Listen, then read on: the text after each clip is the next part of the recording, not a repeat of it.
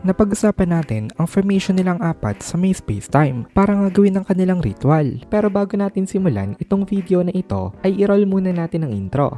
Hello everyone and welcome to my channel, ang inyong source ng Tagalog na Tansura Contents. Sa channel na ito ay pinag-uusapan natin ang mga nangyayari sa may Tansura universe. So without further ado, let's get into the video.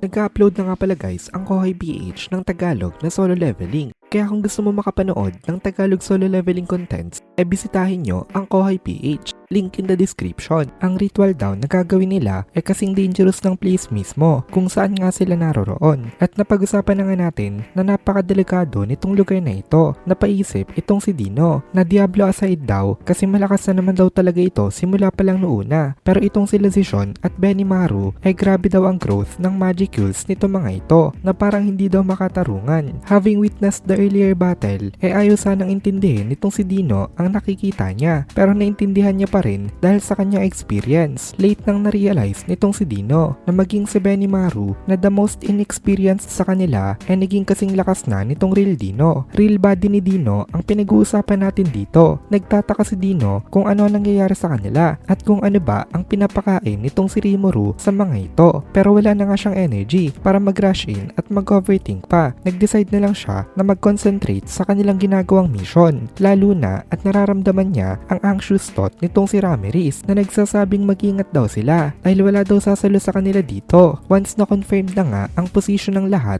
oras na para magtrabaho. Ganito ang konsepto nitong kanilang ritual. Ang bawat tao magiging isang dot at since apat sila kailangan nila na makagawa ng 3-dimensional dots. Each person nakatayo sa may top ng tetrahedron with the target sa may center. In other words, ang gagawin nila ang i-strike ang target sa center gamit ang kanya-kanyang secrets nila na atake ng sabay-sabay. Far more than a stacked magic circle daw ito, kundi isang spatial magic circle. Ito ang kanilang ma-form na kaya mag-enclose ng isang dimension. Sa isip ni Dino magiging unimaginably powerful ito to the point na nakakatakot isipin ang resulta. Napalunok ng laway itong si Dino nang dahil sa kaba. The more na iniisip niya, the more na nare-realize niya kung gaano ka-crazy itong idea na ito. Enthusiastic itong si Dino kanina nung narinig niya nga ang kanilang plano. Pero nung nag-cool down na siya bago ang actual performance, naisip niya na bad idea pala ito at baka madamay daw silang apat sa mangyayaring pagsabog o baka naman merong isang matamaan. However, ang other 3 members except kay Dino surprisingly enthusiastic at para mga bata na excited na maglaro ng apoy. Sabi ni Diablo, it's been a while daw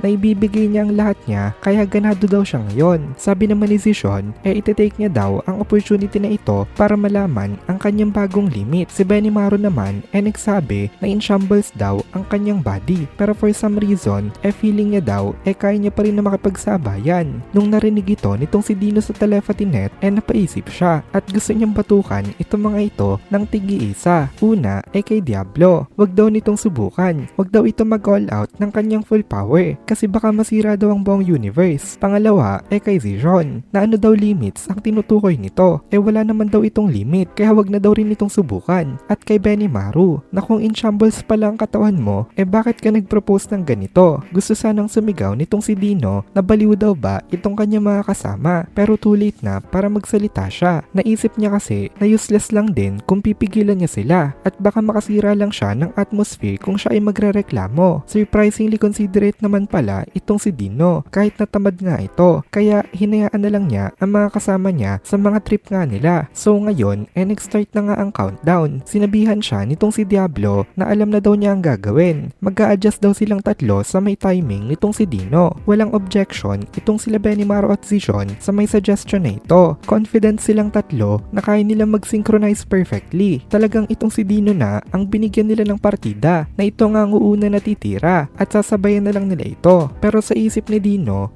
grabe naman daw kung i-expect ni Diablo na makakasabay sila sa kanya. Unrealistic daw ang ganong klase ng precision. Therefore, as soon as mag-release ng technique si Dino, susunod itong tatlo instantly. Hindi na nag-complain itong si Dino. In fact, na-relieve pa nga siya kasi ayaw niya din na ma-pressure sa ganon kahirap na timing habang currently nasa delikadong situation. Kaya sumagot itong si Dino na ibibigay niya daw ang kanyang lahat na makakaya habang nagsasharpen ng spirit niya para sa kanyang isang strike. At that moment, nag-shine ang 6 pairs of 12 black and white wings nitong si Dino. Dino, revealing his true form. Ang twin swords niya na ang Golden Excalibur at Dark Silver Calivon ay nag-converge with immense power na parang bubutas sa may space at ginamit ni Dino ang kanyang atake na tinatawag na Fallen Crusade. Nag-intersect beautifully ang White Light Blade at Black Shadow Blade sa may center ng Tetrahedron, leaving an afterglow na napakaganda pero napaka-deadly at the same time. At that very moment, sumabog din ang techniques ng iba pa niya mga kasama na parang mga bulaklak na namukadkad ng sabay-sabay. Prominence acceleration ang kay Benimaru, ang strongest and most powerful technique niya. End of the World Requiem naman ang kay Diablo, ang ultimate elemental catastrophe magic na nagre-reproduce ng collapse of the world. Combination ito ng skill, ng art at ng magic. At needless to say, ito ang original at most powerful secret nitong si Diablo. At syempre, ang Devastator Storm nitong si Zijon na nagkompleto sa kanilang ginawang distraction. At dito na muna natin tatapusin itong video na ito. Kung nagugustuhan mo itong mga videos natin, ay please consider joining the membership para mapanood mo na agad ang mga kasunod na part